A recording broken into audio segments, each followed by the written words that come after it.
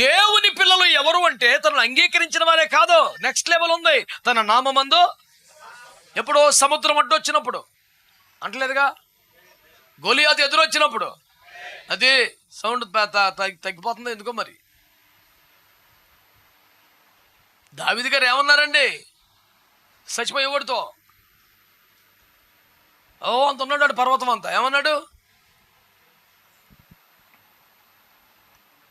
నువ్వు కత్తితోనూ ఈటితోనూ నా మీదకి వస్తున్నావు, కానీ నేను నీవు తిరస్కరించిన జీవము గల దేవుడిని యెహోవా నామమున నీ మీదకి వస్తాను.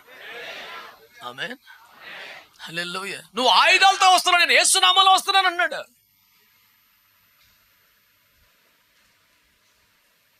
నువ్వు కత్తులతో ఈటలతో వస్తున్నావు. ఈ దినమున యెహోవా కత్తితో ఈటతో జయించువాడు కాదని తన నామములో విజయం ఇవ్వగలడని నీకు నువ్వు దండులోని వారికి తెలుసుతో చూసుకో అన్నాడు.